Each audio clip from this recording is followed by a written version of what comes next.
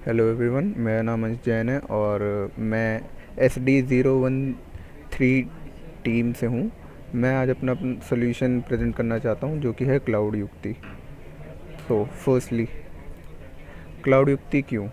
सबसे बड़ी प्रॉब्लम है कि जीपीयू चूज़ करना बहुत मुश्किल है, प्राइसेस की बहुत दिक्कत होती है, अवेलेबिलिटी कि जीपीयू जो हमें चाहिए वो अवेलेबल है या नहीं, या फिर कॉस्टली बहुत होते हैं जो भी जीपीयूज़ होते हैं हमारे रीजन में, या जो भी हमारा प्रोवाइडर है वो काफ़ी ज़्यादा चार्ज करता है।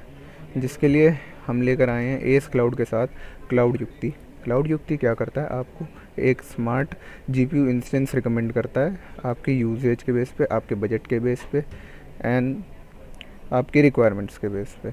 जो भी आपको गेमिंग करनी है, डीप लर्निंग, मशीन लर्निंग, जो भी आपको प्रैक्टिस करनी है, आप वो उस जीपीयू के ऊपर परफॉर्म कर सकते हैं, वो आपको रिकमेंड करेगा। सो मैं आपको अपने सोल्यूशन के ऊपर लेकर जाऊँगा। क्लाउड युक्ति यहाँ से स्टार्ट होता है, जहाँ पर हम सबसे पहले लॉगिन करेंगे। लॉगिन होने के बाद यूज़र का जो डेटा है वो हमारे मोंगोडीबी के डेटाबेस में स्टोर होता है।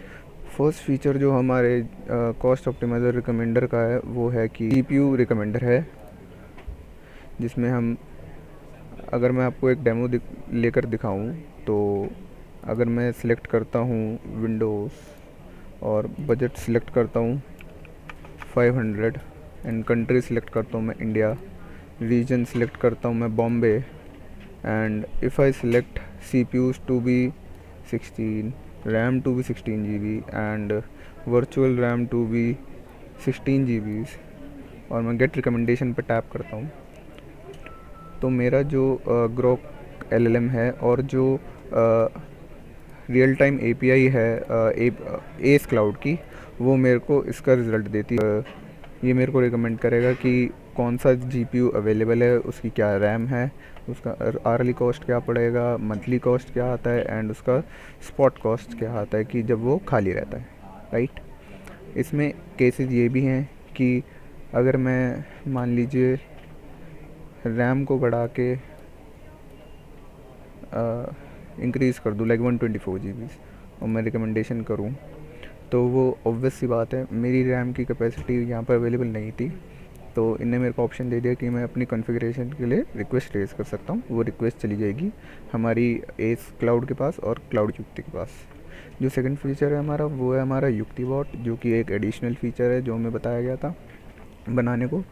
युक्ति बॉट क्या करता है? हमें नॉर्मल चैट और नॉर्मल यूज़र इंटरेक्शन के बेस पे रिकमेंड करता है कि आपको कौन सा जीपीयू लेना चाहिए। फॉर एग्ज़ाम्पल, मैंने एक क्वेरी कॉपी कर रखी है कि अगर मैं आपको दिखाऊं कि recommended GPU under 2000 rupees for an hour for deep learning training in Bombay, और मैं अगर इसको सेंड करता हूँ इनपुट, जिसमें वो रिसोर्स का नेम बताया जाता है, रीजन बताया जाता है, जीपीयू का डिस्क्रिप्शन दिया जाता है, प्राइस बता दिया जाता है उसका, और उसकी डिस्क्रिप्शन दी जाती है पूरी की पूरी कि ये किस किस चीज़ के लिए सूटेड है, deep learning workloads, machine learning, good idea for prices etcetera.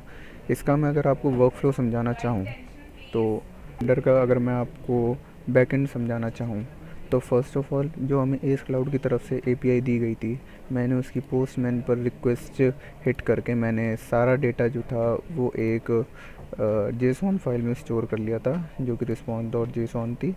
फिर मैंने क्या करा, उस जेसॉन फाइल को एक GPU एम्बेडिंग स्क्रिप्ट लिखी, जिससे मैंने उस स्क्रिप्ट के ऊपर एम्बेडिंग रन करी और ट्रांसफार्मर का यूज़ करके GPU एम्बेडिंग्स बनाई। GPU एम्बेडिंग्स हमने इसलिए बनाई ताकि हम अपने LLM में वो एज अ प्रोवाइडर पास कर सके वेक्टर एम्बेडिंग का, और वो बेटर रिजल्ट्स के लिए काम करे। अब बात आती है जब सर्वर की चैटबॉट के लिए, तो मैंने फास्ट API का सर्वर इम्प्लीमेंट करा। फास्ट API के सर्वर के लिए मैंने ग्रॉक का LLM यूज़ करा, और जो उसका मॉडल था वो था llama 3 8 बिलियन। एंड जब मेरी एम्बेडिंग फ़ाइल थी, वो मैंने ये वाली फ़ाइल वहाँ पर इंक्लूड करी कि ये इस एम्बेडिंग फ़ाइल से इंटरेक्ट करेगा तभी ये वर्क करेगा, और ये इसका ट्रांसफार्मर है। ये जब इससे इंटरेक्ट करता है और रिज़ल्ट देता है, तो जो मैंने आपको अभी स्क्रीन पे दिखाया एज अ रिज़ल्ट जनरेट होता है। सो ये हमारा सोल्यूशन था। तो thank you to the S cloud and to the RTDS for this wonderful opportunity, for hosting us, for providing us good meals, and to providing us an environment that we can develop in a very short span of time. Thank you.